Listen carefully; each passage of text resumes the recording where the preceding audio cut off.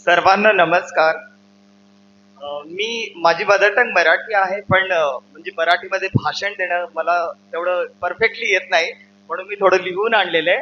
कारण आम्ही राहतो तेलंगणामध्ये, हैदराबादमध्ये. तर जसा आजचा विषय आहे आणि जी संस्था आहे IMA नीमा IDA मुखेड, त्यांनी आम्हाला जे इथं बोलवलं त्याबद्दल मी त्यांचे खूप आभार मानतो. पण त्याच्या आधी ना, जसं जो हा प्रोग्राम चालला आहे मीन्स अंगदानाविषयी या त्याला जसं ऑर्गन डोनेशन म्हणतात, ट्रान्सप्लांट वगैरे जे करतात, तो म्हणजे खूप महत्वाचा आहे की आपण नेहमी म्हणतो की दान जीवनदान हे सर्वश्रेष्ठ दान आहे. अवयव दानाला ना तंतोतंत अगदी ते लागू पडतं. म्हणजे मृत्यूनंतरही आपण दुसऱ्याच्या शरीरात जिवंत राहू शकतो. जेव्हा एखाद्या व्यक्तीचा ब्रेन होतो, तर त्याच्या शरीरातील हार्ट म्हणा, किडनीज म्हणा, लिव्हर म्हणा, लंग्स असतात आणि बाकी जसे कॉर्निया वगैरे असतात, ते आपण दुसऱ्यांना जे गरजू पेशंट आहेत त्यांना आपण ते देऊ शकतो. तर जशी आता इथं खूप जणांनी सांगितलं की 8 जणांना आपण जीवनदान देऊ शकतो. तसं माझा भाऊ जो 2016 मध्ये असा ऍक्सिडेंट मध्ये तो ब्रेन डेड झाला आणि आणि आम्ही 6 जणांना जसं त्याचं हार्ट म्हणा, किडनीज म्हणा, लिव्हर आणि जे कॉर्निया आहे ते आम्ही डोनेट केलं. जसं तेलंगणामध्ये एक संस्था आहे जीवनदान.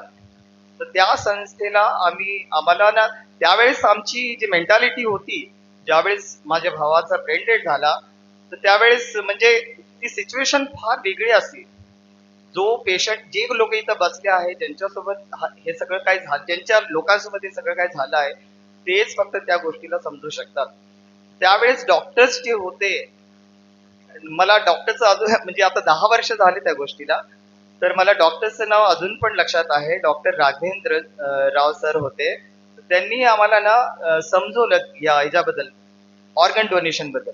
मला आणि माझ्या फॅमिलीला हे सगळं काही माहित नव्हतं, कारण आमची मेंटॅलिटी त्यावेळेस नव्हती. पण तरी त्यांनी आम्हाला एका कॅबिन मध्ये नेलं, समजवलं, सांगितलं की तुम्ही आता ब्रेन डेड झाला आहे, तुम्ही असं असं करा. पण जसं माझी फॅमिली मी जे सांगेल तेच ते करणार होते.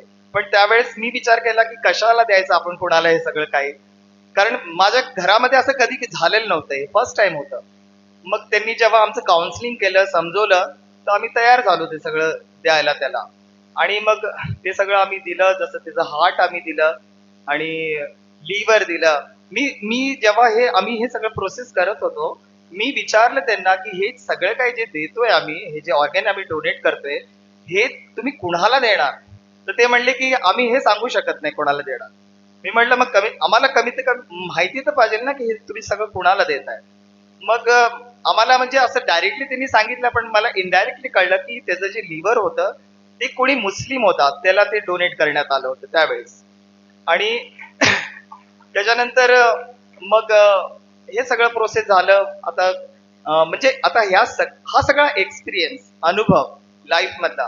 पण त्यानंतर जसं आज आम्हाला इथं बोलवलं, आम्ही हैदराबाद वरून इथं आलो आणि जो आम्हाला मतलब रेस्पेक्ट, जो सन्मान यांनी दिला, तर त्याबद्दल तर मी त्यांचा आभारी आहे. पण हा जो अवेअरनेसचा प्रोग्राम आहे की म्हणजे आपण सगळ्यांनी ऑर्गन डोनेट केले पाहिजे. म्हणजे जे कोणी ब्रेन डेड होतात, तर हा प्रोग्राम म्हणजे आजचा प्रोग्राम आज झाला आणि उद्या विसरून गेला असं आपण करता कामा नये.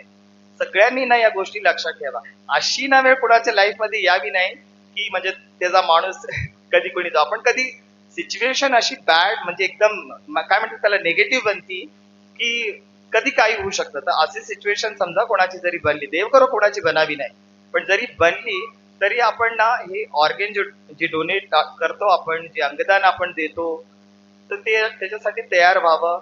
समाजसेवा आहे. आज जरी माझा भाऊ फिजिकली आमच्यामध्ये नाही, पण असं एक सॅटिस्फॅक्शन आहे की कमीत कमी तो, त्याचे डोळे कुणाला तरी बघतात, त्याचं जे हार्ट आहे ते कुठेतरी ना धडधडत आहे, किडनीज त्याच्या आहेत आणि बाकी सगळं म्हणजे आहे तो, म्हणजे फिजिकली नसला तरी तो म्हणजे आमच्यामध्ये आहे असं वाटतं आम्हाला सर्वांना, सगळ्यांना आम्हाला जसं वाटतं. तर बस एवढेच मला शब्द बोलायचे.